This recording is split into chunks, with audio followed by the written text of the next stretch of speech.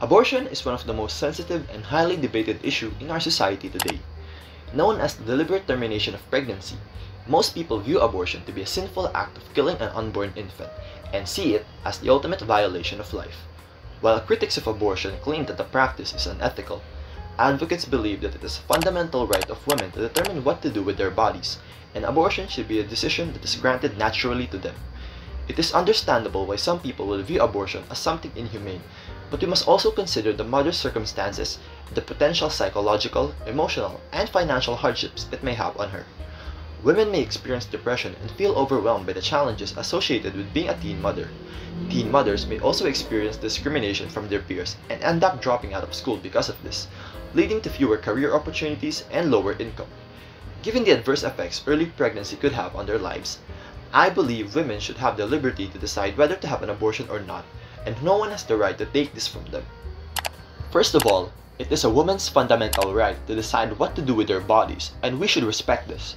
The ethical principle of autonomy states that people are entitled to make their own decisions when it comes to matters concerning their bodies and health. In the medical field, respect for a person's autonomy is enshrined in various professional laws and codes of ethics, which protects patients' rights to know the medical options available and make informed decisions. Patients are entitled to know every piece of information concerning their health, including the risks and benefits of a medical procedure, for them to make decisions that are in their best interest, and this should also extend to abortion.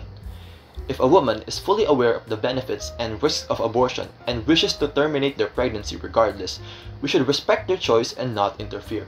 However, some regard a pregnant person as two patients, the mother and the fetus, and argue that the fetus also has a right to autonomy. In this case, the mother's rights takes priority over the possible rights of the fetus. Not only is the fetus undeveloped and thus still incapable of making decisions regarding its autonomy, it is also illegitimate to value the rights of a potential person over the needs and rights of the actual real woman. Second, access to safe and legal abortion can be beneficial to the mother, her family, and the fetus she is carrying.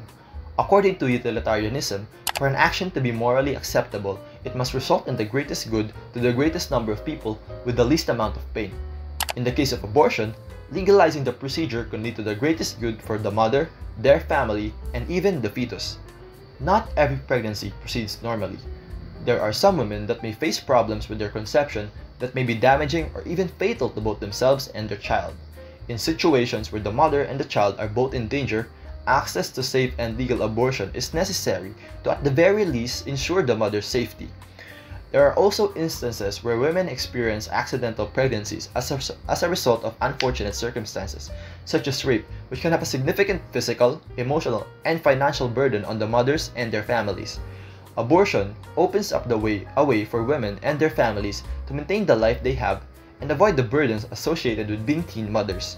However, abortion critics believe that it is a mother's duty to care for her child and that aborting the child just to escape financial strain is not an acceptable reason. In response to this, we must understand that denying women abortion and forcing them to care for a child they did not want can have detrimental effects on both the mother and the child.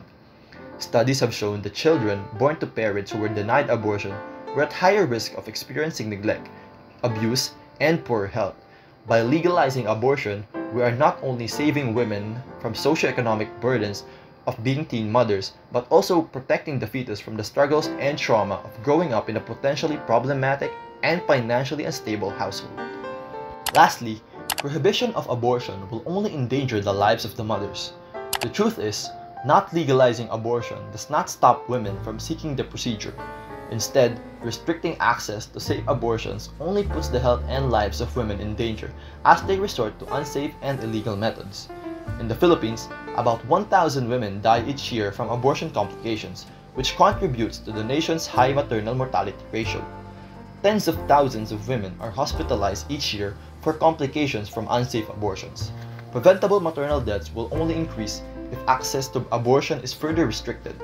However, others have argued that legalizing abortion will increase the number of women taking advantage of the procedure and using it as a safety net to deal with unwanted pregnancies. While the possibility exists, studies have shown that access to safe and legal abortion decreases the incidence of unintended pregnancies because it allows people to legally consult with their physicians and make informed decisions regarding their reproductive health. Resorting to abortion is something incredibly difficult for a mother, and we shouldn't assume that they would make such decisions lightly. Abortion remains a highly debated and complicated issue in our society.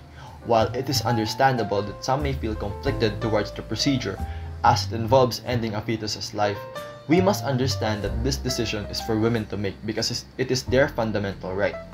By legalizing abortion, women will have the right to decide when they want to have children based on their age and financial status. This will not only protect the mother and her family from the economic burden of raising a child, it will also save the fetus from living a life filled with trauma and hardships.